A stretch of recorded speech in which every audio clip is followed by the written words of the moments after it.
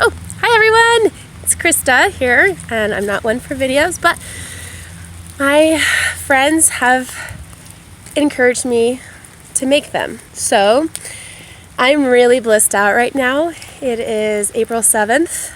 We're on a third quarter moon in the sign of Capricorn, and I just want to give like a really brief third quarter moon. The light is starting to decrease and the gravitational pull is like coming down, and historically this has been really ideal for root crops. So the third quarter moon, it's really good to do transplanting, where you want root stimulation or growth of roots, and also planting onions, carrots, beets, and things like that. So also it's been raining. It rained all day today and it's raining right now. I don't know if you, well, this is the garden. You can't see that it's raining, but it is raining.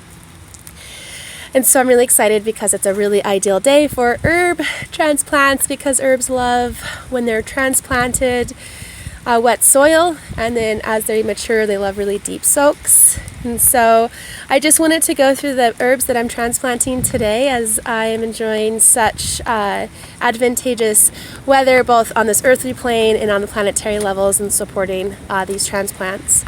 So today I have, I took oregano, you can see here. Let's see the light. So I took this from a plant that already existed in my friend's yard. Thanks, Jules. And you really want to get there we go, those roots, right? And it's going to grow. Oregano is one of those things that if you bury any sort of stem, it's going to grow roots. And so I've got a main root here. I wish you could see better. It's kind of a main root that's really nice, and then all these small micro roots. And so I'll bury those in the ground, obviously. Same thing with the thyme. I got a piece of that was undisturbed out of the soil, so that's going to be like a most likely, for sure, a successful transplant. And thyme is a similar to oregano, that if you can see this here, see that any part of the stem that is submersed in soil grows a root. And so I'll bury those deep. I even have these tiny things that I'll bury and pray over and wish well. We have, let's see if you can see, hard to, my little rosemary. Hi, rosemary. So here is some oregano that I've already put down, and you really want to create troughs around the plant so that it can get water as it rains. Don't know how successful that shot was. And then lastly, trying to keep the video short to capture your attention, we have sage here, culinary sage. Yay! Hi! And you can see I have a little bit of the root. Sage is a little bit harder to propagate. It's a little bit different than oregano and thyme.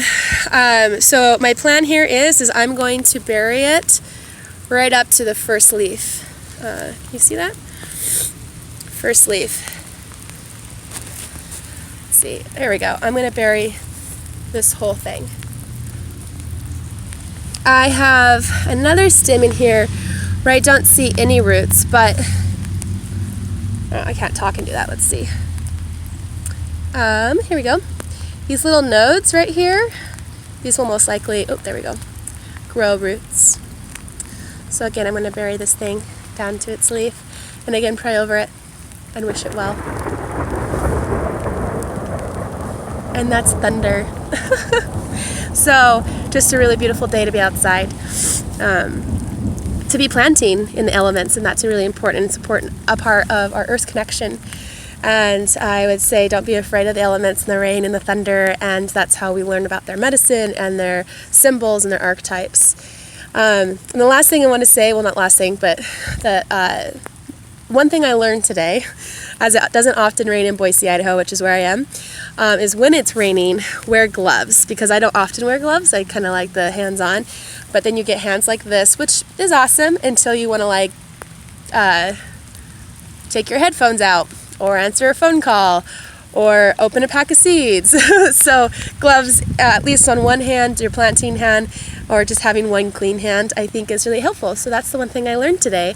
Yeah, so that's my first video, and I just want to start creating an awareness around the patterns and relationships that we have between ourselves, earth to earth, right? And then ourselves and Gaia to the planetary aspects as well. So happy third quarter moon in Capricorn, and the growing of roots, and if we can contemplate that in our own minds and wonder how we can take advantage of that in ourselves and what that means for ourselves.